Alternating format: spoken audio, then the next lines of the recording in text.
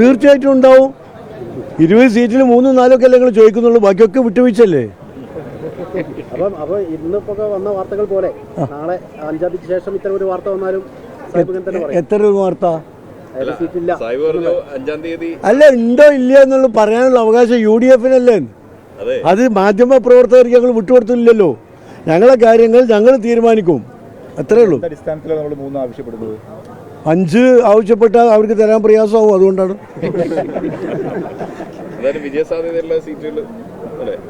20 കഴിഞ്ഞ തവണ 19 നിന്നുപോയി, ഇപ്രാവശ്യം അത് 20 ആക്കും. ഏത് സീറ്റാന്ന് ഞങ്ങൾ തീരുമാനിച്ചില്ല, അതൊക്കെ UDF-ൽ ചർച്ച.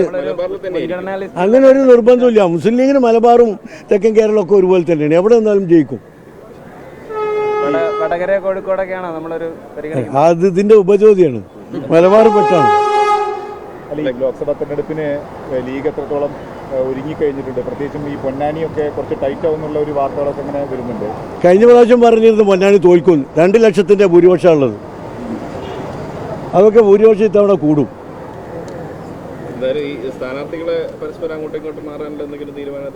എവിടുന്ന്? കോൺഗ്രസിന്റെ ഞങ്ങളെടുത്ത് ഞങ്ങളെ കോൺഗ്രസിന് കൊടുക്കേ. ഈ പരസ്പരം മാറില്ല എങ്ങനെയാ? ഞങ്ങൾ സ്ഥാനാർത്ഥികളുടെ കാര്യം ആലോചിച്ചിട്ടില്ല, പാർട്ടി ആലോചിച്ചിട്ടില്ല, UDF ആലോചിച്ചിട്ടില്ല. അത് ആലോചിക്കുമ്പോൾ കൃത്യമായി നിങ്ങളോട് പറഞ്ഞിട്ടേ ചെയ്യുള്ളൂ. അത് വേണോ വേണ്ടെന്ന് തീരുമാനിച്ചില്ല. സലാം സാഹിബിന് മുമ്പ് പലപ്പോഴും ചൂണ്ടിക്കാണിച്ചിരുന്നു ഈ സെക്യുലർ നിലപാടിൽ ഉറച്ച നിലപാടെടുക്കുന്നതിൽ കോൺഗ്രസിനൊക്കെ പലപ്പോഴും പരാജയം സംഭവിച്ചിട്ടുണ്ട്. തെരഞ്ഞെടുപ്പിലൊക്കെ തിരിച്ചടിയാവും. അതിൽ ഉറച്ച നിലപാട്, ഇപ്പം കർണാടക പോലെ ഒരു ഉറച്ച നിലപാടിലേക്ക് കോൺഗ്രസ് ദേശീയ നേതൃത്വം വരണം എന്നുള്ളൊരു നിലപാടൊക്കെ പറഞ്ഞിരുന്നു. ഇപ്പോൾ പുതിയ സാഹചര്യത്തിൽ എങ്ങനെയാണ് ആ കോൺഗ്രസിൻ്റെ പൊതു രാഷ്ട്രീയ നിലപാടിനെ കാണുന്നത്? അല്ല, അത് ഉറച്ച നിലപാട് വേണമെന്ന് പറയുന്നത് എല്ലാ രാഷ്ട്രീയ പാർട്ടികളും ബാധകമാണല്ലോ. ഉറച്ച നിലപാടില്ലാത്ത രാഷ്ട്രീയ പാർട്ടികളെ ജനങ്ങൾ സ്വീകരിക്കില്ലല്ലോ. അതൊരു പൊതു അഭിപ്രായം പറഞ്ഞതാണ്, ഏതെങ്കിലും പ്രത്യേക പാർട്ടിയെ ഉദ്ദേശിച്ചൊന്നുമല്ല. മതേതരത്വ നിലപാടിൽ ഇത്ര ഉറച്ചു നിൽക്കുന്ന പാർട്ടി ഏതാ കോൺഗ്രസിനെ പോലെ?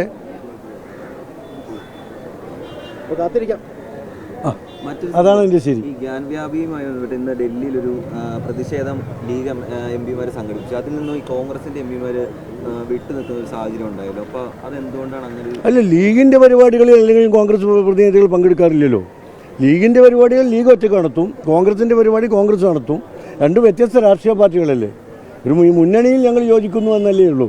മുസ്ലിം ലീഗിൻ്റെ എല്ലാ പരിപാടികളിലും കോൺഗ്രസും, കോൺഗ്രസിൻ്റെ എല്ലാ പരിപാടികളിലും മുസ്ലിം ലീഗും പോയി നിൽക്കുകയാണെങ്കിൽ പിന്നെ ഒരു പാർട്ടി പോരെ, എന്തിനാ രണ്ടെണ്ണം? ലീഗ് പരിപാടിയിൽ ഉപയോഗിച്ച് രാജ്യം നേരിടുന്ന ഒരു പ്രശ്നം കൂടിയല്ലേ. അതാണ് പൊതുവിഷയത്തിൽ കോൺഗ്രസ് മാത്രമല്ല മറ്റ് മതേതര ജനാധിപത്യ പാർട്ടികളും കൂടി സഹകരിക്കണം എന്ന അഭിപ്രായം ഞങ്ങൾക്കുണ്ട്. ഉണ്ടായില്ല. എല്ലാ മതേതര പാർട്ടികൾക്കും അത് ബാധകമാണ്.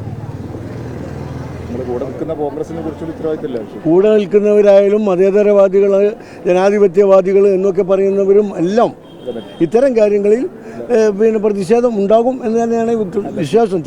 ഞങ്ങൾ പറയുന്ന പോലെ, ഞങ്ങൾ പ്രതികരിക്കുന്ന പോലെ അത്ര ധൃതിയിലും അത്ര ശക്തമായും പലർക്കും പ്രതികരിക്കാൻ കഴിയില്ല.